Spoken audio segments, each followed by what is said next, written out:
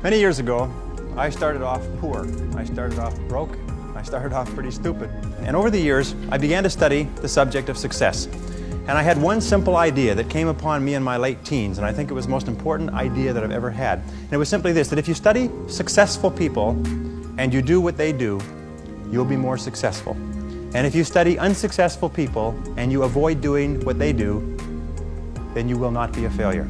And what I want to talk to you about tonight is some of the principles that I've discovered in over 20 years of research. I have studied successful men and women. I have read biographies and autobiographies. I have looked at the characteristics and principles of them. I've studied philosophy and economics and religion and psychology and metaphysics.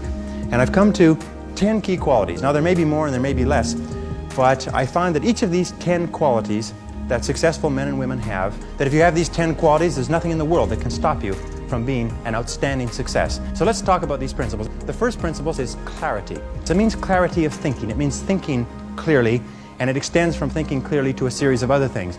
With regard to clarity, it means the ability to determine exactly what it is that you want to be, have, or do in life. And the more I study successful men and women, the more I find that every single one of them, the top 5%, are very clear about where it is they're going and what it is they want to accomplish. And when I look at unsuccessful men and women, or men and women who seem to be unhappy and floundering, I find that almost invariably they have a very, very limited sense of direction, sometimes no sense of direction at all. As they say, if you don't know where you're going, any road will take you there. If you do not have clear, specific goals for your life, you are doomed forever to work for people who do. And that seems to be the case. And yet only 5% of people have goals. So the key starting point with regard to clarity is to know where it is you're going and what it is you want to be and what it is you want to have and what it is you want to do. The second key with regard to clarity is decisiveness. Be decisive. I have never met a successful person who was indecisive, and I've never met a failure who was decisive. Be decisive. Develop the characteristic and quality of decisiveness. We know that the reason why we are indecisive is because we're afraid of making a mistake. But the terrible thing is that the way that we think becomes a habit, and the habit of indecisiveness can condemn us to failure. We can be talented and intelligent and ambitious, but if we cannot make the hard decisions in our life, and if we cannot make decisions readily, then what happens is we always have to work for people who do make decisions readily. Now, the interesting thing about decisions is that about 80% of decisions should be made the first time they come up. And if you make decisions every single time they come up, sooner or later you will develop the habit of decisiveness. You'll be very clear about what it is you want, and it's easy to make decisions if you know what it is you want to accomplish. And the difference between successes and failures is not that successful people make right decisions, it is that successful people make their decisions right. The third point under clarity is to have a vision for yourself and a vision for your life.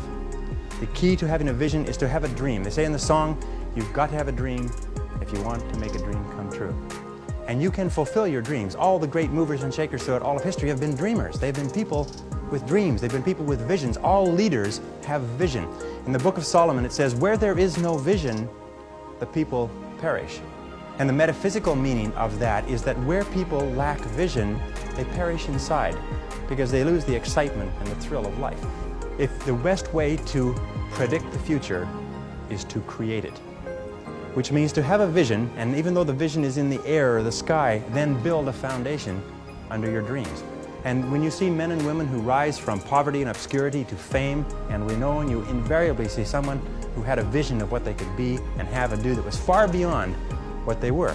Every one of us has had an experience. At one time when we were small, we had a vision of being grown up and having our own cars. And as we grew older, we had a vision of having our own homes and our own families. The problem is that our goals are set so low that even when we do achieve them, they don't turn us on. They don't fill us with enthusiasm. So dream big dreams. The second letter of the 10 is competence. And this is a discovery that I made a couple of years ago, and it just staggered me because I've been studying success for years. And then there's the book In Search of Excellence, and then there's The Pursuit of Excellence, and then there's Refinding Excellence and Losing Excellence, and all the excellence books. And I sat down and looked at this whole concept of excellence, and I saw something that I hadn't noticed. It's almost like something brought to the surface of your mind. I noticed that every single man or woman that I had studied who had achieved any kind of success in any field whatsoever had done it after they had made a commitment to becoming excellent in that field. And I began to look, and I began to compare, and I began to talk to people, and I speak to thousands of people virtually every month. I found that I never found a single person who was successful who was not excellent at what they did. that competence, the commitment to becoming excellent in your chosen field, is an indispensable prerequisite for success. That if you are not good at what you do, you haven't got a chance in our competitive society unless you win the lottery. And only the top 5 or 10% are excellent. You must commit yourself to excellence. You must commit yourself to becoming the best. And the wonderful thing is that excellence is a journey.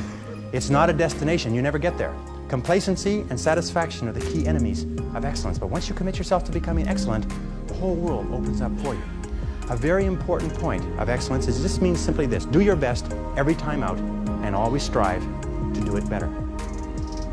Excellence yields opportunities, because when you become good, you open up. It's almost like the Red Sea of opportunity opens up in front of you. When you become excellent, you come to the attention of people, and people try to get you, and they give you more responsibilities and more opportunities. You see, when we do something well, it gives us a feeling of self-esteem and pride. We feel like a winner. But if we do things in an average way, it doesn't give us anything. That's why the companies that have committed to excellence are not hundreds of % better in any given area. What they are is they are 1 or 2% better in 100 different areas. That's the key. You see, you don't have to be a quantum leap different from somebody else. You just have to be a little tiny bit different in the critical areas that make a difference. And you can achieve that simply by making it a goal, setting it as a goal, and working on it. You can become anything that you want to become. The harder you work, the better you get. The average self-made millionaire in America works 12 to 13 hours a day. Works about 60 to 65 hours a week. I'll tell you this with regard to hard work, that in our society you only work 8 hours a day for survival. Everything over 8 hours is for success. And if you're only working 8 hours a day, you're in trouble. If you're only working 8 hours a day, you better have a rich uncle, or you better have somebody else who's going to take care of you, because 8 hours a day only gets you survival in our society. Because it's so competitive that somebody else is working 9, they've got an edge on you. Somebody else is working 10. They've got a bigger edge on you. Every hour over 8 that you invest is an investment in your future, is an investment in your success. And if you put in the hours over 8, whether it's studying or reading or working, if you put in the hours, it will pay off, and it will pay off in spades. It's like throwing seed in the ground. When you throw a seed in the ground, the plant that comes up is not just one seed, it's hundreds of seeds. There's a crop that you put in, but you must put the seed in the ground first. The next letter, C, stands for concentration. Concentration. I think that the ability to focus and concentration are the 2 keys to success in life. You see, in life there's never enough time to do everything, but there's always enough time to do the important things. Instead of doing what is fun and easy, which is what most people do, you know what they do? They make a list of everything they have to do, and then they start at the bottom of the list and they work on the irrelevant things. At the end of the day, they haven't got anything done. Successful people, peak performers, concentrate on the top items, and remember, anything other than working on the top items on your list is a waste of your time. And time management is not just time management is life management. You can do anything you want with your life if you'll manage your time properly. We all have the same 24 hours a day, and the ability to concentrate, to discipline yourself, to use willpower and perseverance to concentrate on one thing at a time is a quality of all success. Nothing great has ever been accomplished without the ability to concentrate single-mindedly on one thing at a time. Develop a sense of urgency. A sense of urgency is a quality that is possessed by only 2% of the population. 2% of the population do things fast. 2% of the population have a bias for action. In Tom Peters' wonderful book, In Search of Excellence, he says all the excellent companies have a bias for action.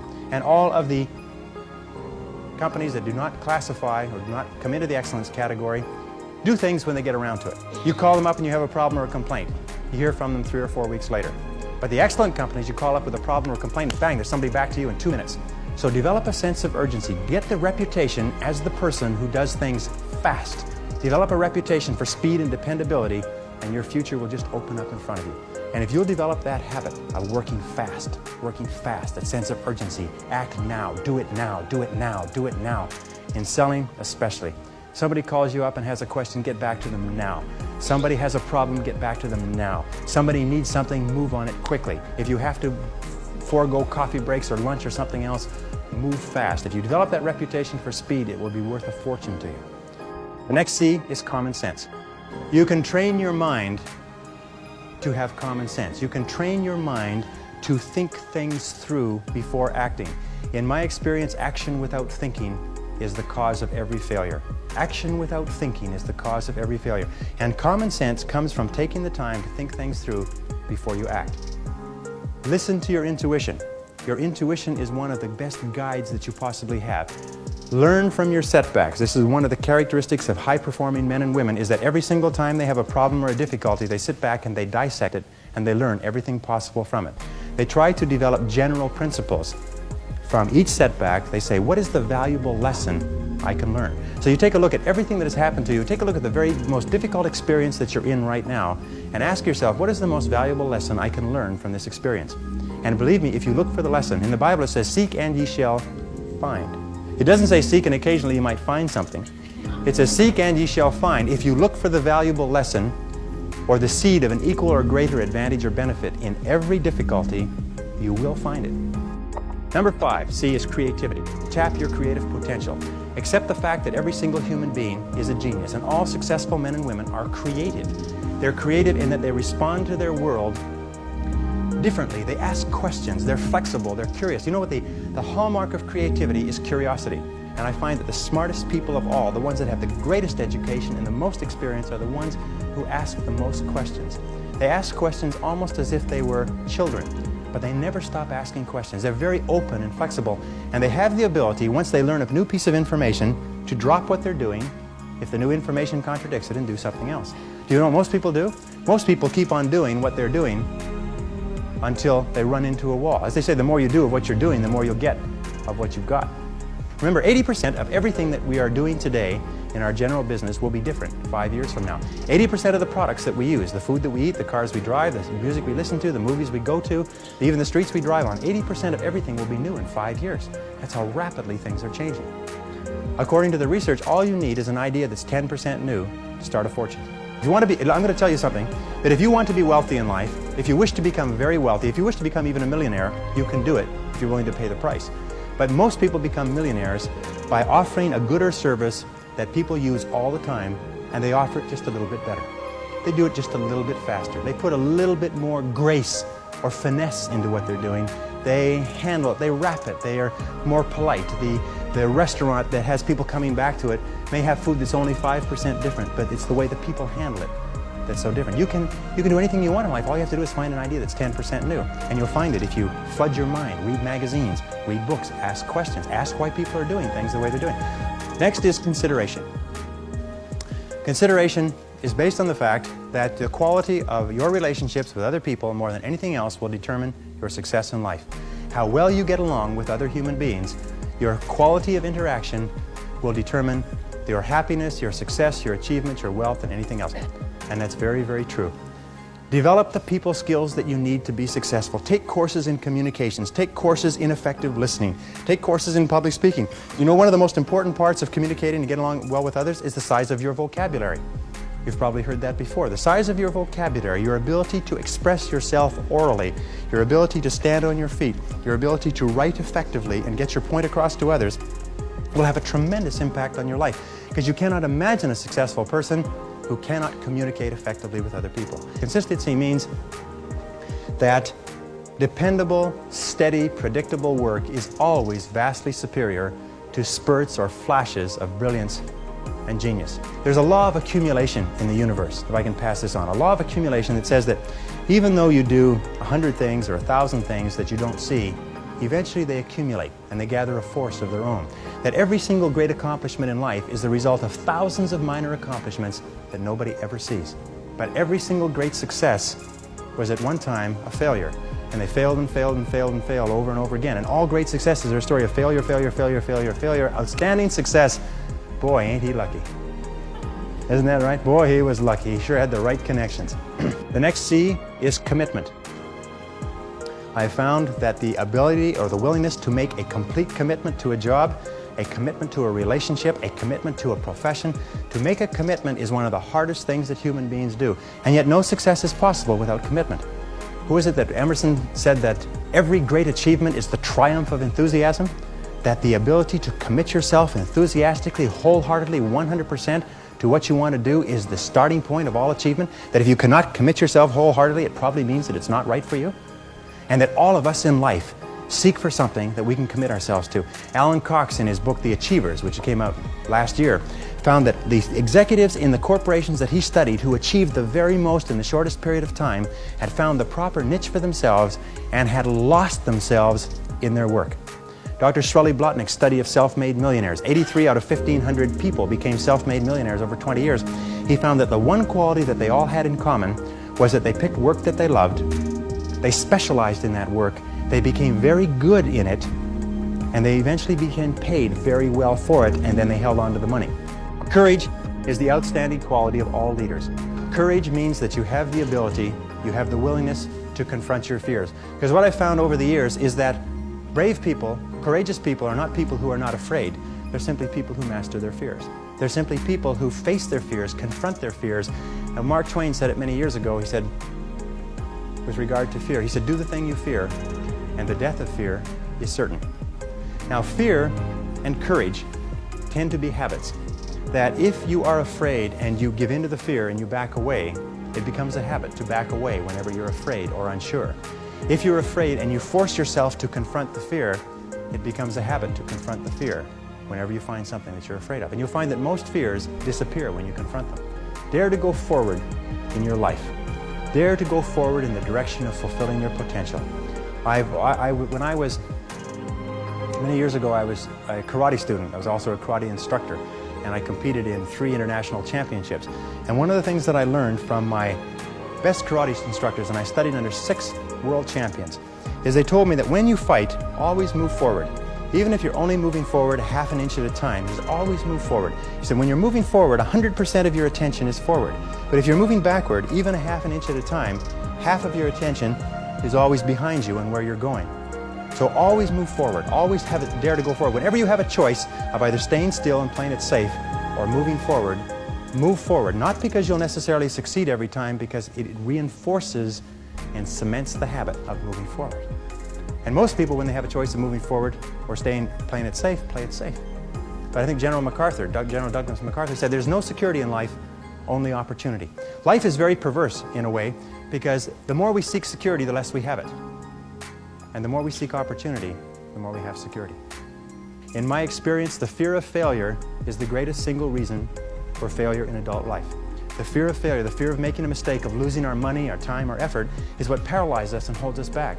But the fear of failure is a habit which can be counteracted by the habit of courage. You know, the best quality in the world that you can develop, and I give it to you because I made it my life's habit to develop this quality. I hope I've got it, but I don't know for sure. But the quality is to develop the quality of being unstoppable. Develop the quality of being unstoppable. Say in yourself that no matter what life throws at me, it'll never stop me. No matter how rough it gets, I will never quit, and nothing will ever stop me. Make the decision that you can be tired, you can be worn out, but nothing is ever going to stop you. That's a wonderful decision, because then no matter what life throws at you, you pick yourself up and you say, okay, give it your best shot, as Fonzie says. Nothing is going to stop you. It's a wonderful feeling. It's a wonderful feeling. It's the basis of self-esteem. Well, the last C is confidence, and confidence comes as a result. You see, confidence comes as a result. You don't get confidence out of a bottle, you don't get confidence from a pill. You can't learn confidence in a motivational seminar.